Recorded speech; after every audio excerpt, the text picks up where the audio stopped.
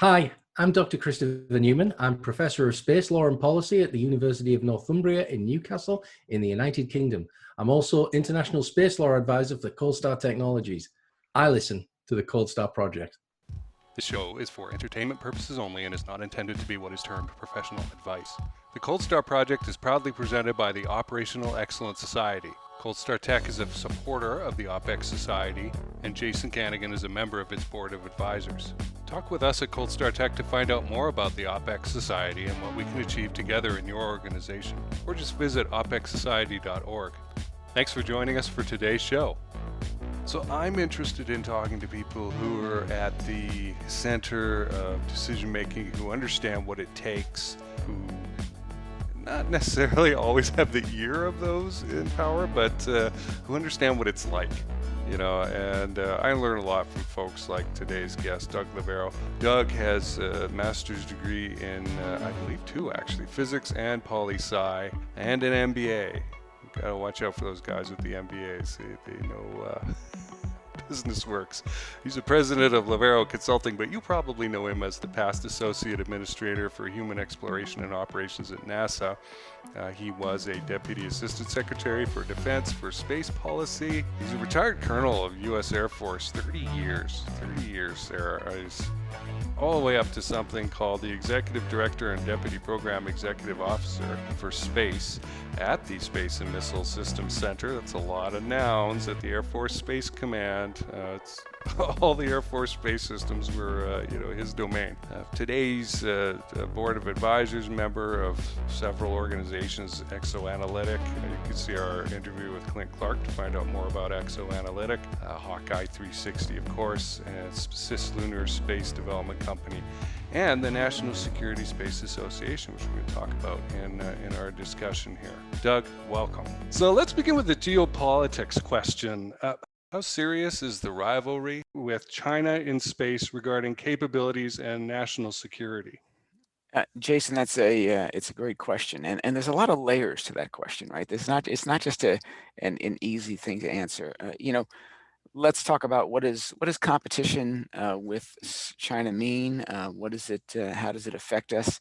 There's a competition going on between us and China about who's going to get to the moon first next. They seem to forget sometimes that we got there 50, 60 years ago, but who's going to get there first the next time? We see right now there's a Chinese probe around Mars that was launched just about the same time as our Perseverance probe. Obviously, we landed on the surface before then. So there's this friendly competition, which is a competition for glamour in space. I'll call it glamour in space, right? It's who has the best technology, who can do the best kind of stuff. I find that kind of competition, quite frankly, to be healthy for societies. I think it's great that societies are trying to move forward. Hopefully we move forward together. But then there's the other side, the underside belly of competition, right? Which is hey, we use space to support our national security. China knows we use space to support our national security, and there's a competition within China to say, can we use it better? Can they use space better to support their national security? And even more dangerous, can they go ahead and take away the U.S. advantage in using space for our national security? And there's a real competition there. It's not a competition where we are comparing notes on a daily basis, or we can point to this probe or this mission and say it. This is a long-term competition. This is a competition of when this question becomes pertinent, which will be during a war that none of us ever want to have happen. That will be the only time we'll be able to tell how the competition has really come together. Meanwhile, we are competing against who thinks they have the best, who think they can do the best. It's unfortunate that that's the case, but it is the case, and it has been the case for years and years and decades and centuries amongst armies of the world, navies of the world, air forces of the world, and now space forces of the world. Right. So yes, we may never find out. Hopefully, exactly. I hope we exactly. Yeah. I hope we never have to find the answer to this question. Okay. I go back to the Cold War with the United States and the USSR. You know, the policy of containment.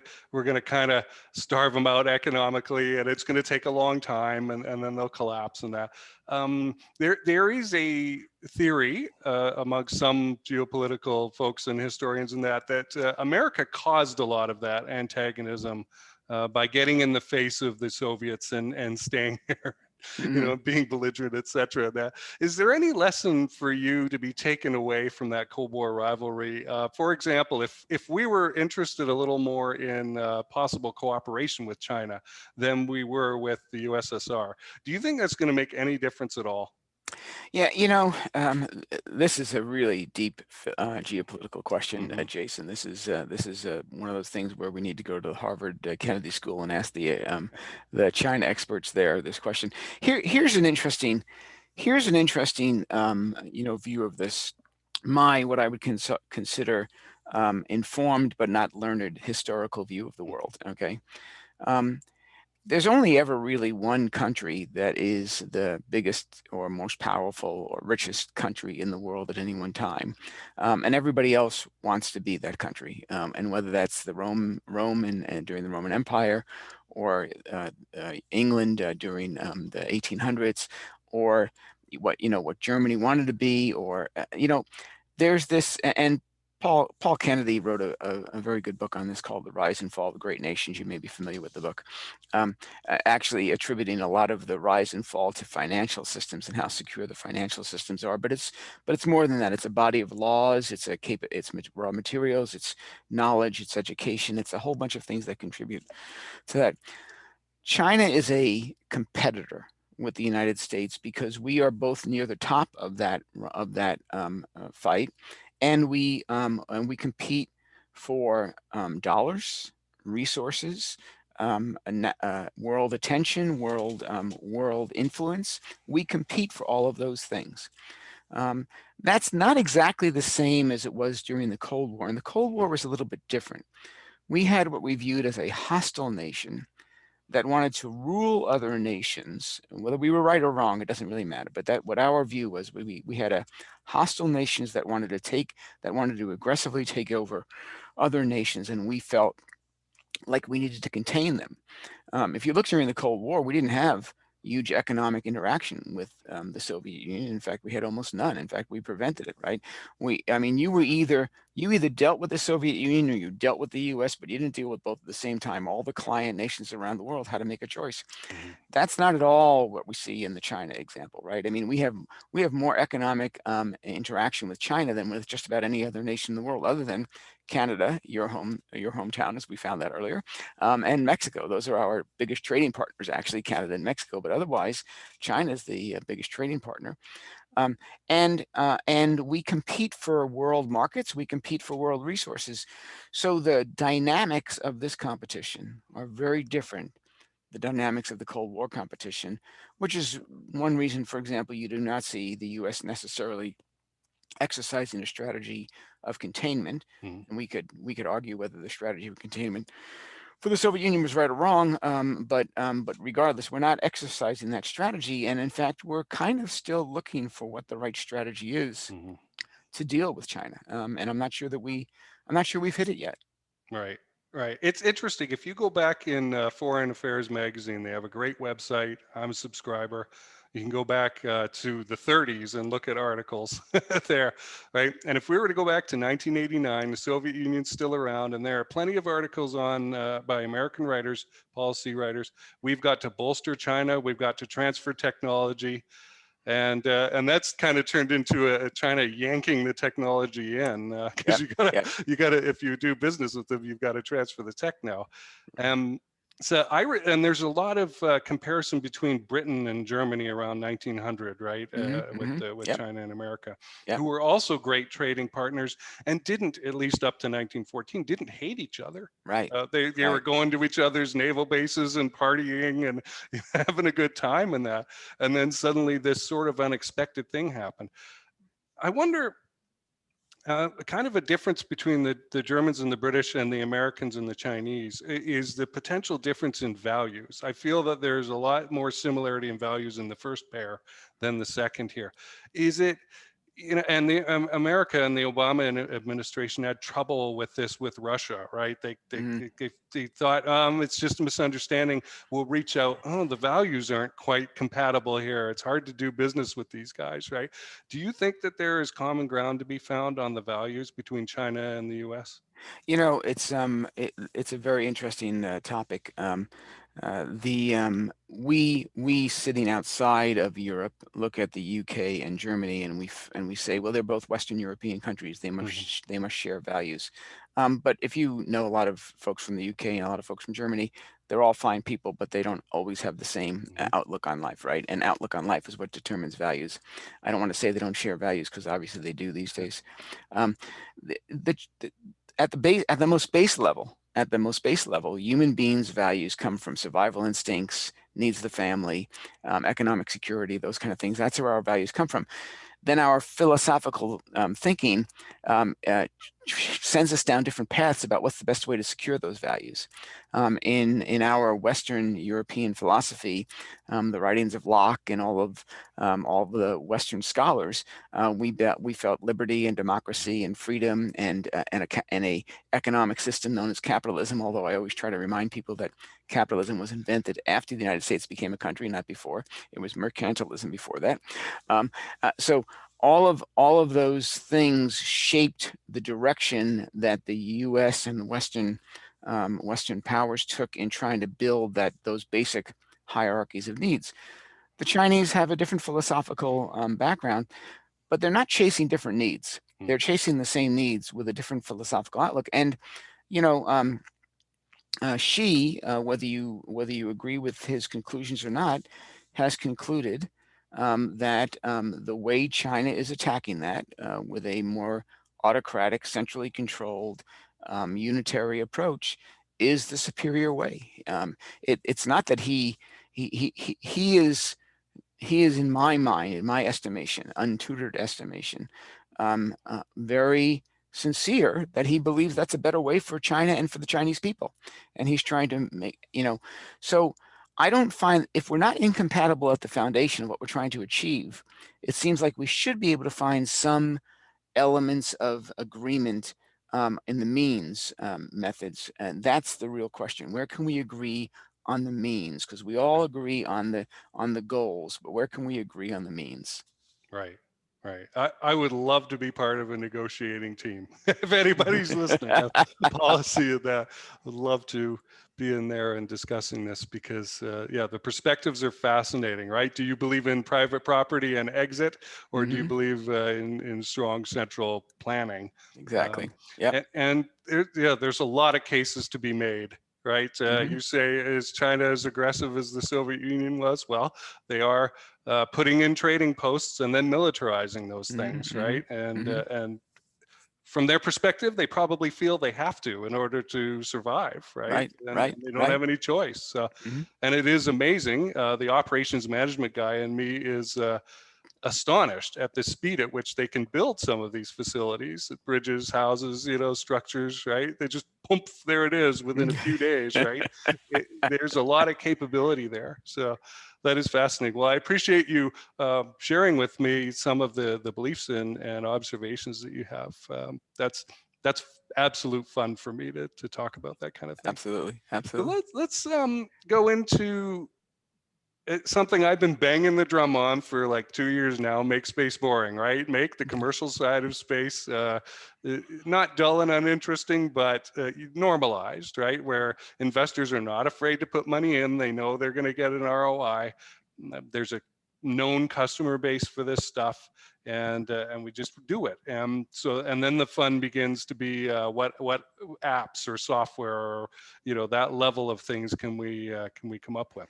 So part of your messaging when we first talked anyway was quote, and I'm looking at my screen here to make sure I get this right: to advocate for greater use of commercial capabilities and manufacturing for future DoD space and launch missions. Okay. Yep. Tell us more about what that means to you.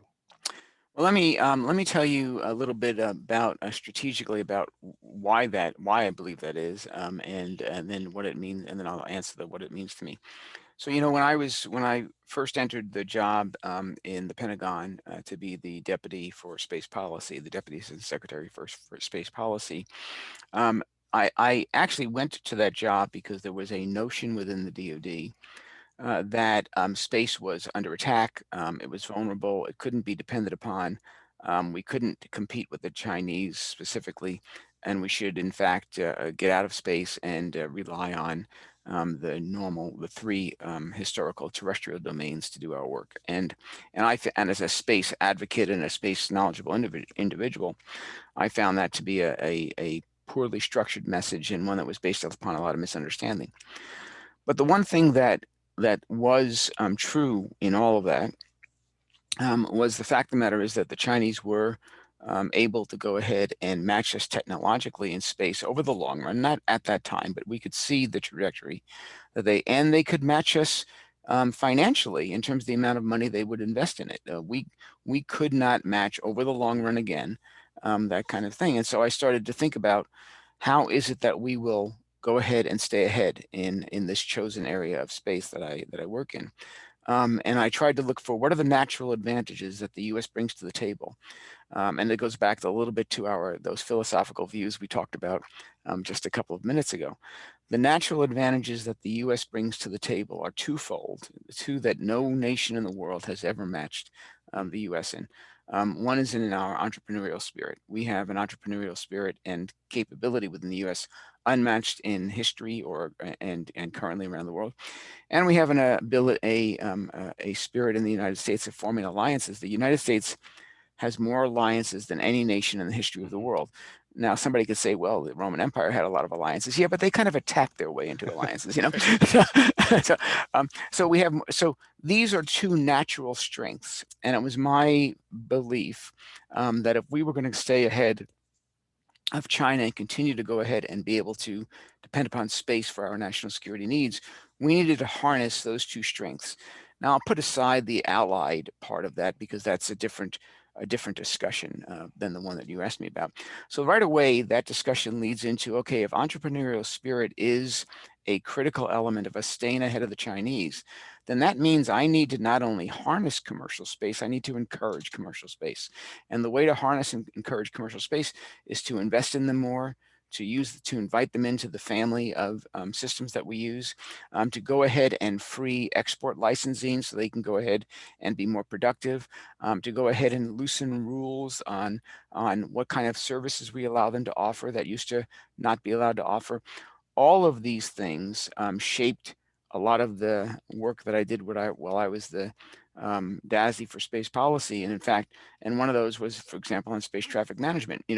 We couldn't get all this entrepreneurial spirit in space if things were bumping into one another all the time in space. And so fixing that problem became important. So if you look at that question of how do you go ahead and enhance commercial capabilities and commercial contributions to national security, there's a whole bunch of elements of that you have to go ahead and take care of.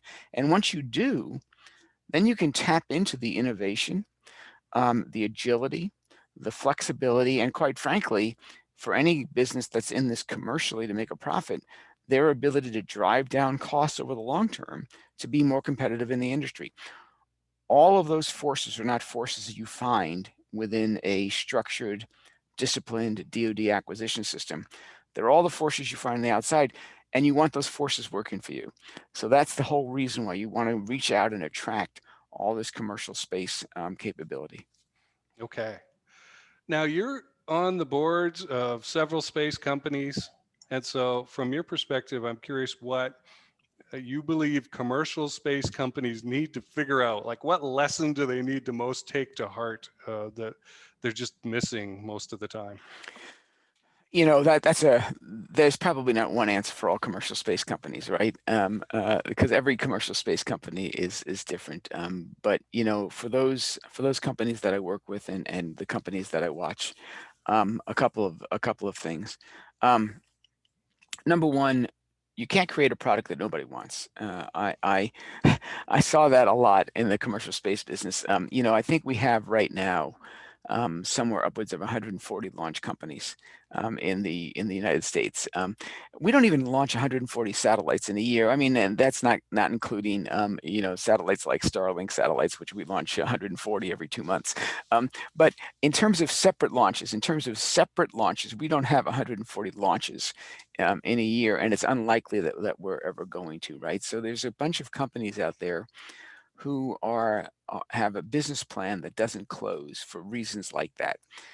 That was the case for a lot of remote sensing companies as well. They believed there was this magic formula they would come up with to go ahead and make money off of remote sensing when the industry and not deal with the government when the industry had not found that to be the case for 20 years. And so I try to, number one, advise these companies on how to be realistic about what are the markets, where are they. You do want, as a startup company, you would love to have some government interest and investment. Not only does that provide an income stream that's more reliable than some other income streams, but it also provides bona fides to you when you go out and market to the commercial market. If the government is your customer, well then obviously you have it. It may not be a good housekeeping seal of approval, but it's a DoD housekeeping seal of approval at least, or a national security. I found a lot of folks, and I think this was routine in commercial space, a lot of folks who said they'll never deal with the government, who 3 or 4 years later, after not being able to come up with any revenue, said, hey, that government customer looks pretty good. And it's like, yeah, well, would have been better if you'd started in that position, because now you've headed down a path which you're going to have to veer from in order to attract that customer. You've seen this happen, for example, on several companies, I won't name them here, that have had large foreign investments and then have had to go ahead and divest those foreign investments in order to deal with the U.S. government, right? That's one of the things I try to tell folks. Is I said, do not ignore the government as one of your prime customers.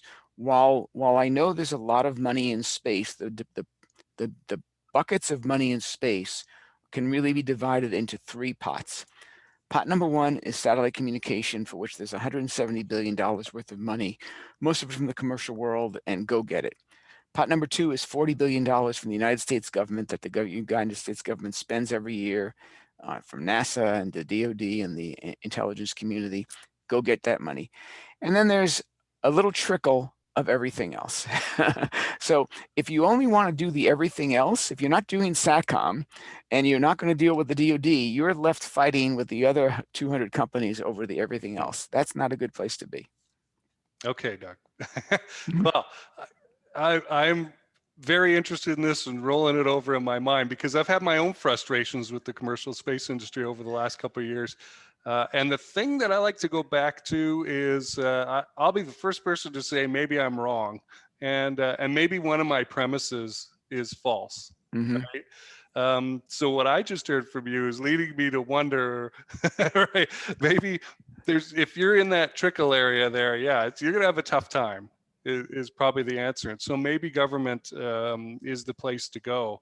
I know, talking with Dr. Andy Aldrin quite a bit, his theory, which the last time he and I talked, we recorded it and then came up with an episode that we were talking about something like this, where that spreading out of the risk, right? That the government can take the risk on a startup like that. Maybe that's the right thing to do.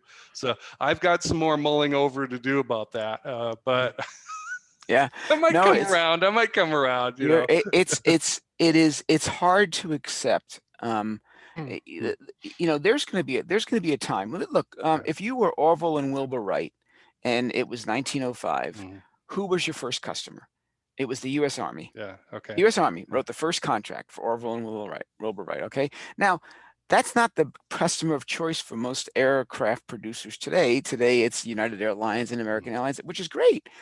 But we are at 1905 in the space industry. We are not in 1955. Right.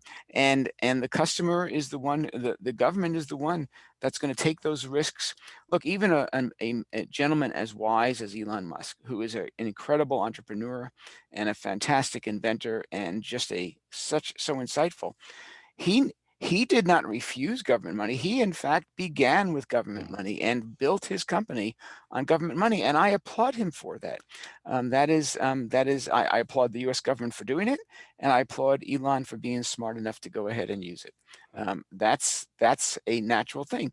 Now he's built a market where he, in theory, doesn't need the government anymore, although he still wants that government customer because it's a great anchor tenant. Right. Yes. The government doesn't want to be the only customer. They don't want to be your only customer. This I've heard over and over again over the last couple of years. But I guess they should be in there.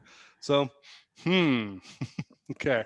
Well, let's transition to your role as a Deputy Assistant Secretary of Defense for Space Policy.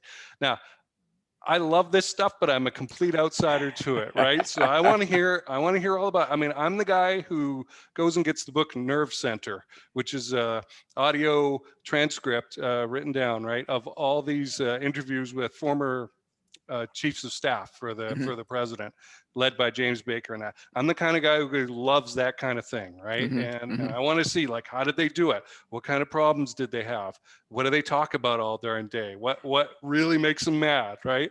This kind of thing. So so I want to hear from for us outsiders, what did you do? What did a typical day look like? Obviously, I don't want you talking about things that you know. are inside the security bubble, but just, you know, what happened? What is it like? Do you have an office, a desk? Do you have staff? What happens?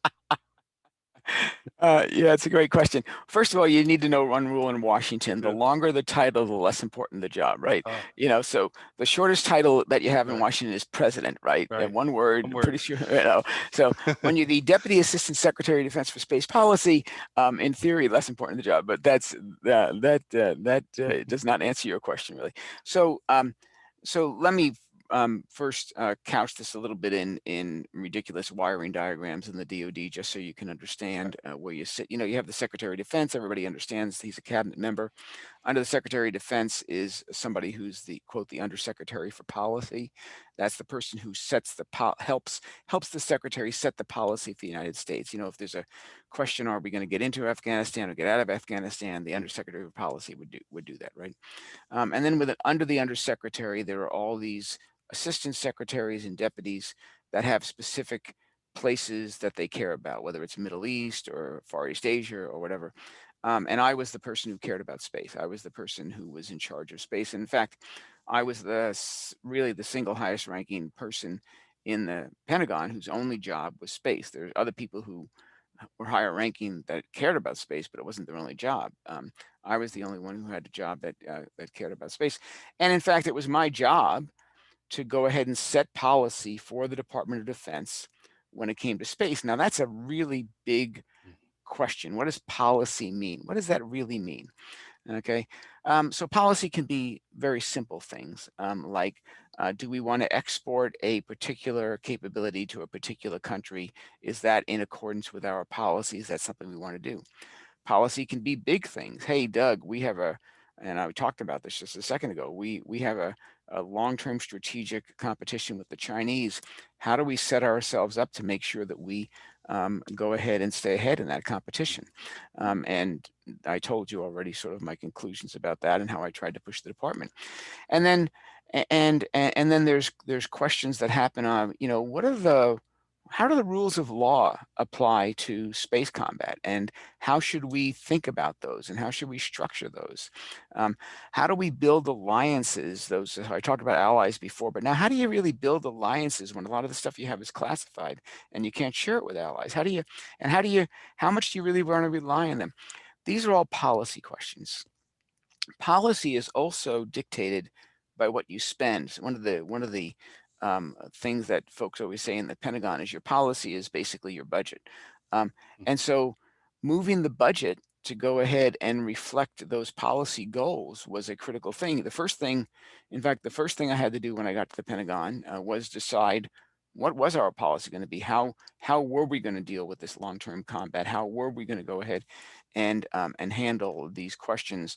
I wrote a white paper back then, which I can send you a link so you can share with the audience on resilience, and how do you create warfighting resilience in space, because nobody could agree on that. Mm. And so I said, okay, I'm going to write a paper on that. And that became the official DoD paper on how do you do that. And then once you've written the paper and you've got it signed off and everybody agrees with it, okay, now what do we need to buy in order to go ahead and execute that policy of resilience that we just had, right? So you have to get involved in the budget. And then there's the questions of things that happen outside the DoD but affect the DoD. You and I, before we started the broadcast, talked a little bit about space traffic management, for example. Well, if I really want to go ahead and have proliferated constellations of LEO satellites that actually can meet national security needs, I can't do it if there's a bunch of garbage up there. So I better figure out how I'm going to track it and eventually how I'm going to clean it up. In fact, one of the things that I regret is that we haven't figured out yet what we, the U.S., are going to do in terms of cleaning up garbage. That we can talk about that later if you want. And then, so all of these are policy questions, and it was my job to either answer the questions or, more usually, to figure out what the questions were and then answer the questions. And of course, not alone. Nothing in the Pentagon happens alone. You have all of the folks who work within the Pentagon who have a piece of space, not as their full-time job, as their part-time job, and you need to go ahead and have the discussions with them and figure out where they sit and come to either a compromise or a new way of thinking or whatever it is. So all of those are the kinds of things you do every day. And to answer your question, what do you do every day? Well, you got in your office, you looked at the 100 emails that have happened overnight and decided that you can't get any of them done. The White House calls and said, hey, we need you over here for a meeting this afternoon, which happens more often than you want, and your entire calendar is blown out of the water. And yes, I had what I had going for me. The biggest thing I had going for me was I had a staff of the 17 of the sharpest people you've ever seen, who their only care in the world was to get things done. We were the drama-free office because our folks were so busy. We didn't have time for interpersonal drama because we had folks who really cared about getting things done. And I'm very proud of that team because they got a lot of things done. Nice. Well, I'd love to hear more about them, maybe off camera. Yeah, absolutely. Linked up with a couple of them. That'd be really neat. I've really enjoyed meeting folks in and out of the military, folks who have retired and moved on to defense contracting roles or something like that. And as well as young people, because they're going to be the executives of tomorrow. A lot of them, right? It's been a great couple of years to learn about them. So there are two 3-stars in the Space Force right now. General Bill Aquari and General Salty Saltzman. Both of them were students of my wife at ROTC many years ago. So it's so yes, these young kids do grow up, and they need good mentors, and they need good and they need a good sight picture on what's important. There's a good rifle analogy thing there. Did you get into electronic warfare at all? I have been working in space electronic warfare for many decades. Okay. I kind of figured, like, if I go up to the list of things that you were involved in with the Air Force Space Systems, I kind of thought maybe, because I think back, in space, you can't hide things, but you can disguise them, right? You could change the energy and velocities and things like that, maybe make them look like something else. I go back to something like the Battle of Jutland, where you've got two fleets coming at each other, and the technology level they've got to see each other is maybe an airplane or a Zeppelin or something like that.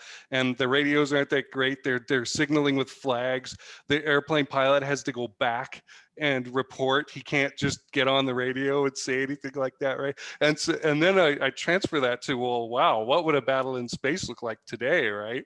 I was reading R.V. Jones's book, The Most Secret War, and he brought up a concept that one of the military folks that he was talking to, and this is like England in the late 30s for our listeners, he said that this military guy told him, it was probably an admiral, the problem of two ships coming to identify one another could never actually be solved with a signal or something, because there might always be interference or a problem or something like that. And I've been rolling that over in my head ever since.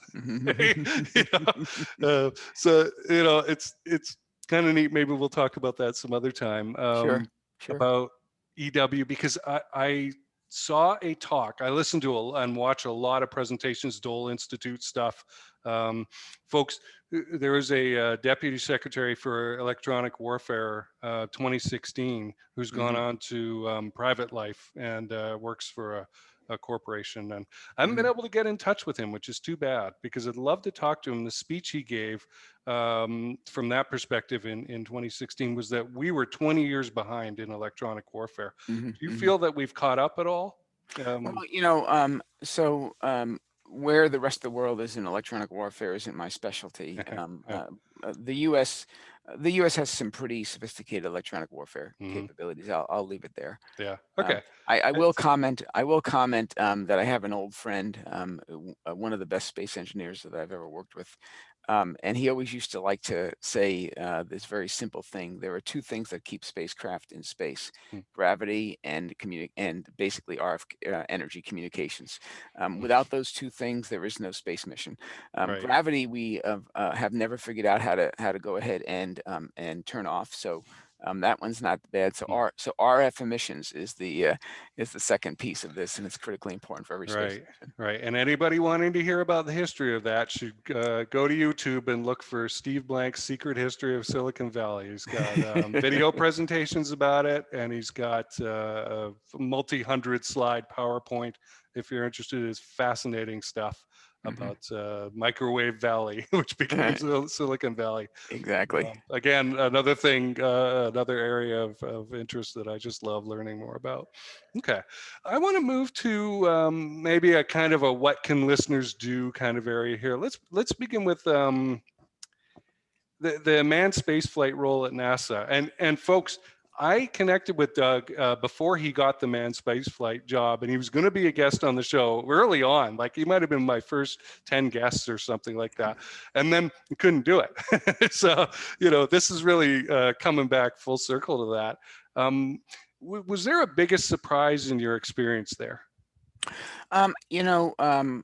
I had of course worked with NASA many times when I was in the DoD and in the National Reconnaissance Office and in the Pentagon. I obviously had many acquaintances with NASA. I knew several NASA administrators, but obviously I never worked inside NASA, in the belly of that beast, right? And it was interesting. First of all, just an incredible organization, as everybody kind of knows. NASA's an incredible organization, but it was very much focused when I got there into the Human Explorations and Operations organization, which I ran. It was more focused on the operational side of how do you do space, rather than I would call the research, development, and engineering side of how do you do space. And I was surprised at that. I was surprised that they, in the DoD, we have separate organizations that do research and development and then do operations and maintenance, right? They're two separate organizations, and they have very different characters. And what had happened at NASA is, because for so long they had moved away from development, the last major development they really did inside NASA was the space shuttle back in the 80s, and moved into operations. They had developed an operational mindset within NASA, which is critically important, by the way. If you don't want people to die, you better have a good operational mindset. Okay, but because of that, there you go. But because of that, had sort of lost track of the how do you do really cutting edge research and development. Now, by the way, that's different than, there's these tribes within NASA, right? There's the Science Mission Directorate, which was a peer directorate next to me, which all they did was development, right? Every space mission they did was a one-off space mission. So they have innovators and scientists and everything else like there. The people who worked for me in human exploration operations were more of those operators. It's like, let's launch this rocket tomorrow, and we're going to launch that same rocket a month from now, and we're going to launch the same rocket a month from now, and we need to make sure that there's enough water on the space station, all those other kind of things. And we were now trying to take that organization, which had developed that character really over the last 20 to 25 years of being mostly operators, and trying to change them back into a development organization. So what I found, and it isn't that they weren't capable of it, they were perfectly capable of it, but they were unpracticed in it. And that to me was the biggest surprise, to realize that the character of the organization had changed from this cutting edge development organization that we all believe NASA was, to this more day-to-day operations organization. And I think that's actually a little bit that's a little bit of a regret from NASA, is when they mix these two together, when they mix the human explorations research and development work together with the operations work, and they ended up with a more operational than research and development organization, that really hampered their ability to innovate. Now, it's made up for the fact that they can go to a lot of commercial space companies and ask for that innovation. But that's not the same thing as having your government workforce being the innovators and really doing the cutting edge stuff. That's a different position to be in. So that was the big surprise. Right, right. Yeah, and you've got the Space Development Agency, but that's creating weaponry type things, I would imagine. Correct. I think, though, what you're saying is a sign of maturation of the NASA organization. I think most organizations go through that, right? They have that initial, yeah, it's 1960, let's figure some stuff out, and then all right, we're doing this, and we've got a flight heritage, we've got it steady and performance, and now let's really get good at what we do, operational excellence, right? The Right. side of things. So, okay, well, that's really cool. I'm glad we were able to cover that a little bit. Yeah. You're on the board of the National Security Space Association, and I had some fun clicking around in there and learning about it. Can you tell us a little bit about the goals, values, purpose of that thing, and how being a member could enhance, well, not only the United States of America, but one's career? Sure. So the way that the National Security Space Association got started was myself and another gentleman who's just a fantastic individual, named Steve Jakes. We were sitting before a conference one day and said, we really need an organization that's devoted to national security space. We have the National Space Foundation, which is a great foundation, and don't get me wrong, they do a lot, but they're not devoted to just national security space. They spend just as much time doing civil space and commercial space and all other kind of things, and they're not focused on the national security customer. And this kind of goes back to your question earlier about where does commercial fit in and how do we leverage it. We felt like we needed to give industry a voice in national security space that they didn't have directly. You had the National Defense Industrial Association, you had Air Force or Armed Forces Communication Electronics Association, you had all these other associations, which, like my job as being the DASI for space policy, they did space part-time, but they didn't do space full-time, okay? And we said, we want an organization where companies can come together and can focus specifically on the national security space market, and we can help get them the information they need. They can help feed that information back to government. So, for example, we have at the NSSA, we have a gentleman who runs our studies and analysis shop called the Moorman Center, after General Tom Moorman, who was just a great individual. Passed away recently, but we write policy papers out of there, not to lobby Congress. We're not a lobbying organization, but just to write policy papers for the government, for folks to listen to. We wrote a big policy paper on the existence of the Space Force before the Space Force came into existence, about how we believed as an association we needed to have a Space Force. In fact, I think we were the only association that came out and said that, and nobody else would go ahead and do that. So there's a need for we believed there was a need for an organization where companies could come together, get one-on-one conversations with space leaders. We have a series of both unclassified and classified webinars. The classified ones do not happen over Zoom; they happen over the appropriate mechanisms, where people can talk directly to decision makers and hear what they're thinking. So we provide a venue for companies to go ahead and interface with government in a way that really doesn't exist elsewhere. That's really where it is. Now, we're not an individual member organization. We don't have individuals coming and joining the organization. It's companies, and it's from the big Lockheed Martins and Northrop Grumman's of the world to the smallest startup and everywhere in between, to go ahead and get that access and advocacy that we think really could help the industry, help the DoD. Okay. Well, awesome. And it's not a ridiculous fee either, especially as an individual. I had to look at that. There you go. All right. I'll link to that below, folks, in the description. All right. Well, let's finish up with this, Doug. For people new to space careers, you're an engineer or something, and you're real excited, and you're about to graduate, and that. What do you recommend that they do to get started on today to make the most out of their time and their impact? I mentor a lot of students coming out of college to help them answer exactly that question. Talk to one of them who works for me. There you go. Exactly. Well, there you go. Yep. And the first thing I actually ask them is, what are their life goals, and what do they want to do, and what makes them excited, right? Because I'm a person who believes that if your job doesn't keep you excited, then you're not going to like your job. So it's not certainly a one size fit all question, but here's sort of the basis that I try to tell people. Number one, don't plot out your entire life course, because you'll get it wrong. Okay. Don't try to do it. Go find some place where you will learn something new that you didn't learn in college, and that you will get to exercise the skills you had in college against something that you enjoy. Go someplace like that. That might be a policy job. That might be an engineering job. That may be a business development job. That may be a financial. Go find someplace, but make sure wherever you go, it's stretching you.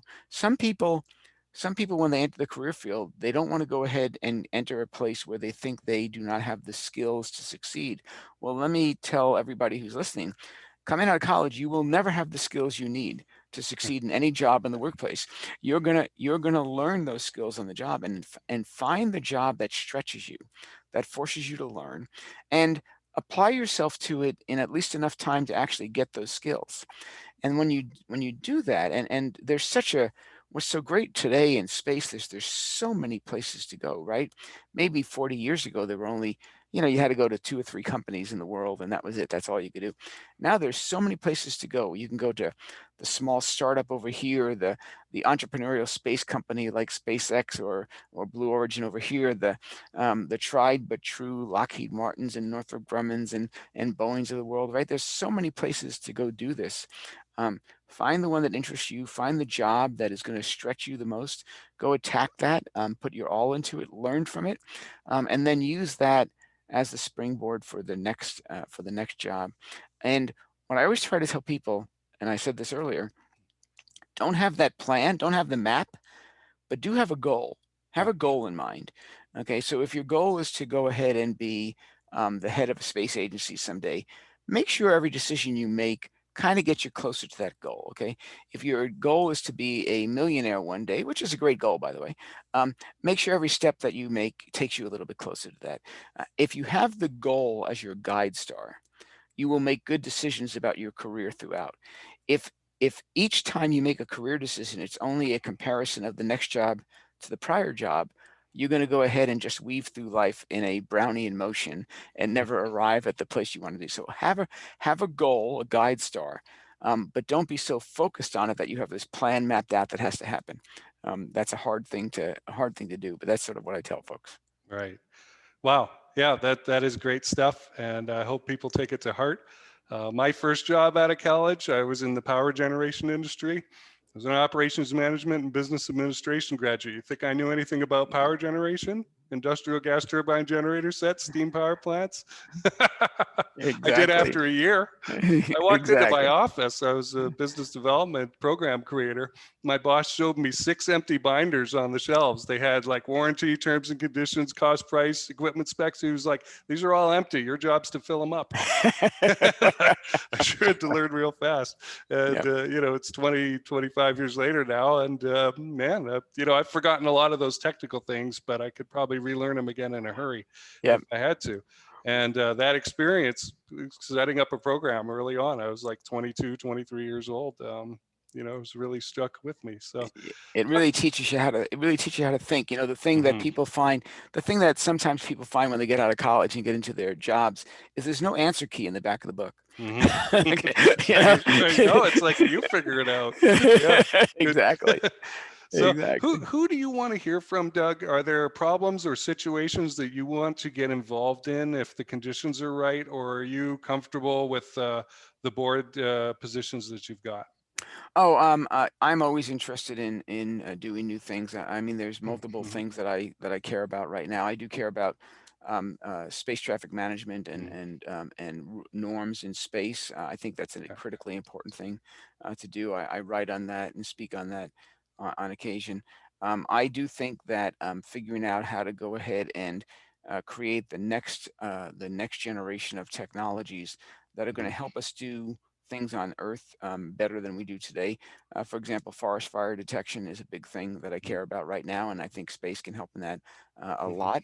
And then I obviously I have a soft place in my heart for the national security sector in trying to guide it. I was one of the big voices in the creation of the Space Force. I'm really happy to see that occurred, and now I'm trying to make sure we keep it going in the right direction, both from a strategy perspective and a technology perspective. So there's a lot of things that interest me. Great. Well, awesome. And folks can connect with you. What's the best way to do that? Through LinkedIn or? Yeah, LinkedIn. I'm findable on LinkedIn. There aren't that many Loverros in the world, and very few of them have space in their portfolio. Right. All right, Doug. Thanks a lot for doing this. I had a great time. All right. Well, thanks, Jason. Well, we will see you, and thank you very much for the opportunity. Thanks for tuning in. If you're interested in working with us at Cold Star Tech, here are some of the things that we can help with. There's a lot of people who talk about process, documentation control, attention to detail, all this stuff. We help organizations become true learning organizations. Remember, if something isn't written down or recorded in some way that's accessible, searchable, findable, it didn't happen. It might as well not have happened. So if you have two people who solve a problem, a serious problem in your organization, but they do so in isolation and nobody finds out about it, which happens all the time, then it didn't really happen and nobody else can access that wisdom. So we unlock wisdom for your organization. We do a lot of things in the space industry. We have access to regulatory and legal officials who can help you, if you're a space industry founder, find out what areas of regulation and compliance do you need to be working with, compliant with. And we find a lot of folks don't even know about some of these areas. They don't even know that they exist. Can you imagine how you're going to stumble and stub your toe and really screw up your organization's timetable if you don't know about these things? So come and talk to us. We've got great relationships with the right people, especially in the United States and in England, and we'll be able to help you with that. And so when it comes to process improvement, whether that's some sort of business documentation, business development rules, wow, have I seen some things in business development. You got founders out there who all they're doing is quoting on projects. This is a mistake. You are wasting your energy bidding on things that most of which you never even had a chance of winning in the first place. I've seen people bankrupt themselves bidding on everything, or bidding on only these high-end things and not realizing that you need to have a strategy so that this bidding process pays for itself. I mean, you got to learn how to screen here. And this is not something that they teach you in school. I had to learn it myself, so don't feel bad about it, but come talk to us about it, okay? So either it's on the business process side or the actual manufacturing of physical goods. That kind of process improvement. You can come talk to us. Can this be done faster, cheaper, better? And yes, most of the time it sure can, because people just do stuff, and the first person to invent the way of doing things is the person who gets to choose most of the time how things are done. This happens all over the place. I like to point out our traffic signals for automobiles are based on the way that they ran railway traffic 100 years before that, okay? So, and this is key in the space industry right now, which is new, right? This is an area that I personally am interested in. How we figure out how to do stuff today is going to impact generations, because people are so easily locked into this is how we've always done it. And if you hear that at your organization, there's a warning bell. This is how we've always done it. You need to come talk to us at that point, okay? So reach out to us. It's easy to do. Just message me on LinkedIn or email me at jason@coldstartech.com. I want to hear from you. Thanks for listening.